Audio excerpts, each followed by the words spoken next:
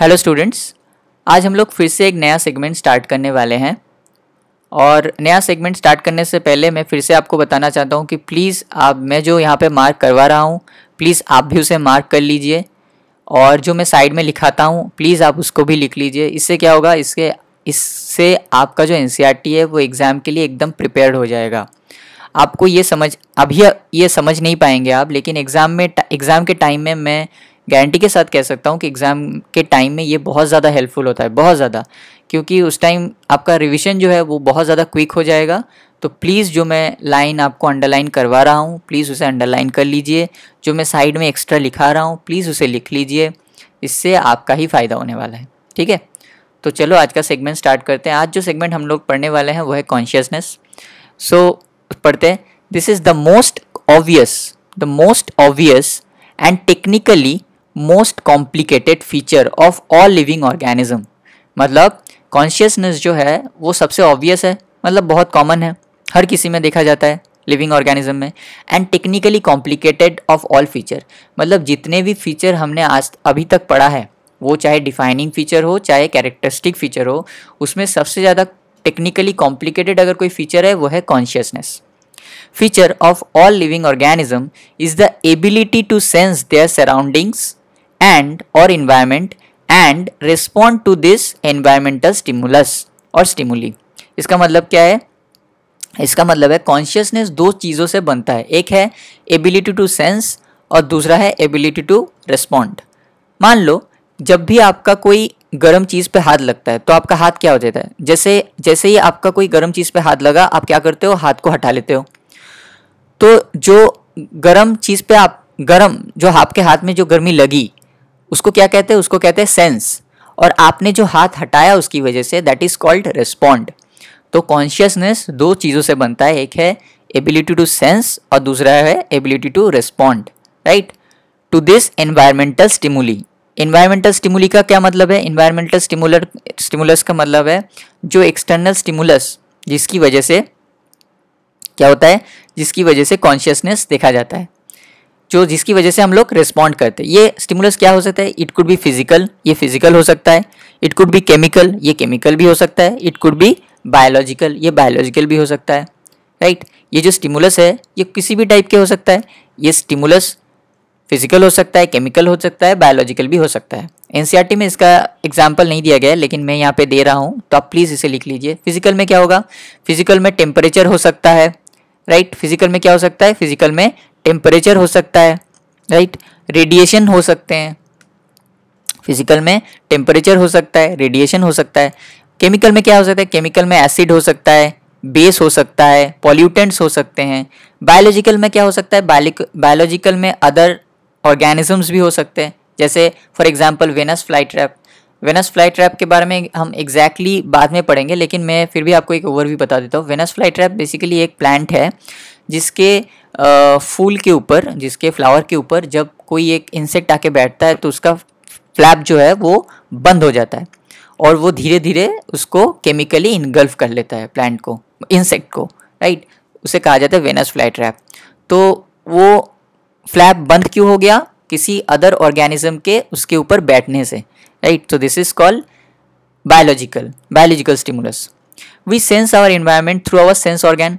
जैसे हम लोग कैसे अपने एनवायरनमेंट को सेंस करते हैं? Through our sense organs. तो हमारा सेंस ऑर्गन क्या क्या है?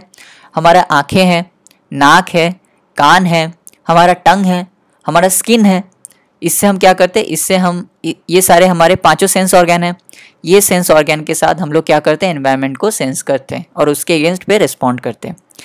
प्लांट्स भी respond to external factors like light, water, temperature and other organism. जैसे अदर ऑर्गेनिज्म के बारे में हमने कहा, वेनस फ्लाईट्रैप अभी कहा हमने।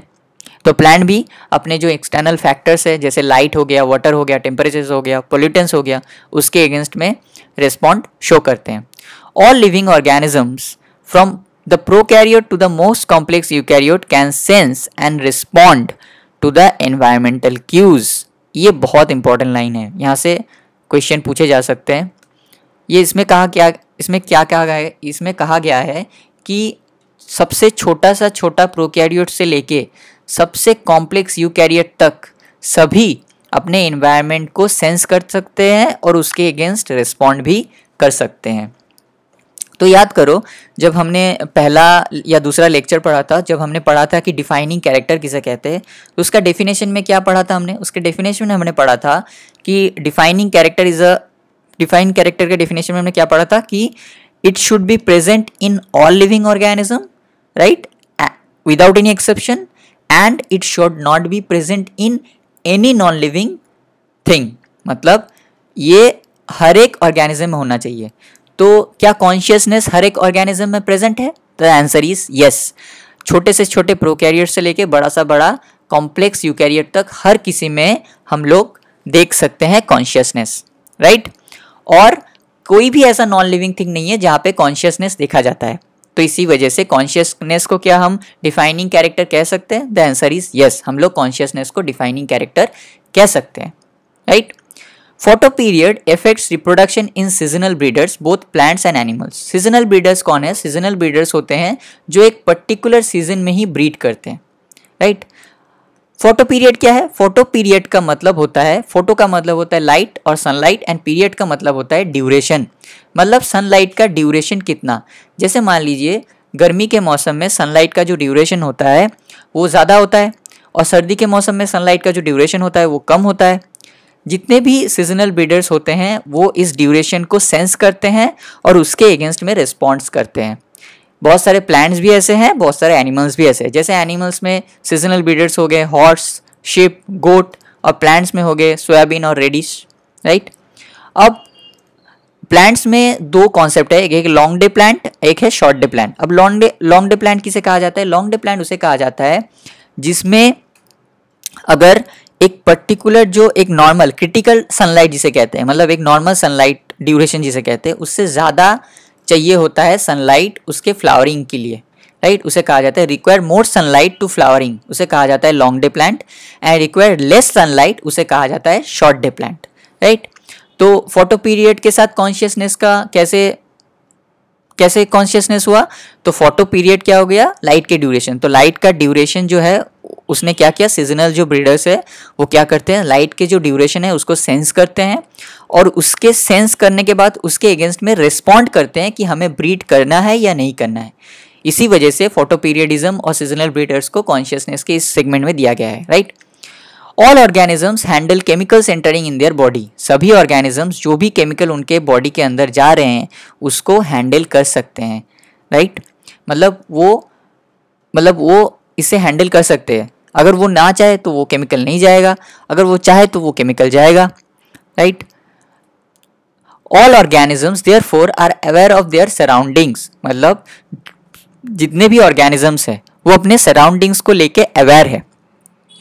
Human being is the only organism who is aware of himself, that is has self consciousness. मतलब जितने भी ऑर्गेनिज्म हैं वो सिर्फ और सिर्फ अपने इन्वायरमेंट को लेके कॉन्शियस है। लेकिन ह्यूमंस ही एक लौता ऐसा ऑर्गेनिज्म है जो इन्वायरमेंट को लेके भी कॉन्शियस है और अपने आप को लेके भी कॉन्शियस है। जो अपने आप को लेके वो कॉन्शियस है इसे क्या कहा जाता है? इसे कहा जाता है सेल्फ कॉन्शियसनेस। इसे क्या कहा जाता है? इसे कहा जाता है सेल्फ कॉन्शियसनेस। तो अगर क्वेश्चन ये पूछा जाए कि सेल्फ कॉन्शियसनेस और कॉन्शियसनेस इसमें से डिफाइनिंग कैरेक्टर कौन है, तो ऑब्वियसली उसका आंसर कॉन्शियसनेस होगा। क्यों? क्योंकि कॉन्शियसनेस हर ऑर्गेनिज्म में प्रेजेंट है, लेकिन सेल्फ कॉन्शियसनेस जो है वो एक कैरेक्टरिस्टिक फीचर है ह्यूमन का। क्यों? क्योंकि सेल्फ कॉन्शियसनेस सिर्फ और सिर्फ ह्यूमंस में देखे जाते हैं और अदर्स ऑर्गेनिजम्स में नहीं देखे जाते। Consciousness therefore becomes the defining property of all living organism, right. तो इसी वजह से कॉन्शियसनेस को डिफाइनिंग कैरेक्टर या डिफाइनिंग प्रॉपर्टी हम कह सकते हैं। अब एक क्वेश्चन दिमाग में आ सकता है कि जो भी पेशेंट्स कोमा में हैं, जितने भी पेशेंट्स कोमा में हैं जो किसी मशीन के सपोर्ट पे जिंदा है, वो लोग तो कॉन्शियसनेस नहीं शो नहीं कर सकते। तो क्या उसे हम लिविंग कहे या नॉन लिविंग कहे? तो उसे उस पर्टिकुलर कोमा के एक स्टेट को एक पर्टिकुलर नाम दिया गया है, उस that is called brain dead. Coma के उस स्टेट को एक पर्टिकुलर नाम दिया गया है that is called brain dead. उनका सिर्फ ब्रेन जो है वो डेड हुआ है, लेकिन वो अभी भी लिविंग है, राइट। तो वो कभी भी कोमा से वापस आ सकते हैं, इसी वजह से उन्हें लिविंग ही कहा जाता है। और इस पर्टिकुलर स्टेट को, इस कोमा की इस पर्टिकुलर स्टेट को एक नाम दिया गया that is called brain dead, right. तो आज का सेगमेंट यहीं तक था। आज हमने कॉन्शियसनेस के बारे में पढ़ा और देखा क्यों कॉन्शियसनेस को एक डिफाइनिंग प्रॉपर्टी या डिफाइनिंग कैरेक्टर कहा जाता है, राइट। उसके साथ साथ हमने बहुत सारे नोट्स भी साइट्स में बनाए हैं। तो प्लीज़ मैं फिर आपसे रिक्वेस्ट करता हूँ कि प्लीज़ जो भी मैं पढ़ा रहा हूँ उसे प्लीज़ आप अंडरलाइन कर लीजिएगा, और जो भी मैं एक्स्ट्रा लिखा रहा हूँ उसको प्लीज़ आप साइड में लिख लीजिएगा, क्योंकि क्वेश्चन एनसीईआरटी से ही आने वाले हैं। आपके नीट के पेपर के सभी क्वेश्चन एनसीईआरटी में से ही एनसीईआरटी में ही होगा, मतलब एनसीईआरटी से बाहर एक भी क्वेश्चन नहीं पूछा जाएगा आपको, ठीक है। तो प्लीज़ अभी आपको शायद थोड़ा सा बोरिंग लगे इसको अंडरलाइन करना, लेकिन प्लीज़ आप कर लीजिए, क्योंकि इसमें आपका ही फ़ायदा होगा, और ये फ़ायदा होगा आपको जब आप रिवीजन करेंगे तब, राइट। और एनसीईआरटी को भी अच्छे से पढ़िए, बाकी बुक्स पढ़ने से उतना फ़ायदा नहीं मिलने वाला, सिर्फ एनसीईआरटी पढ़िए वही काफ़ी है, ठीक है। तो आज के लिए यहाँ तक रखते हैं, चलो बाय, फिर कल मिलते हैं, टाटा।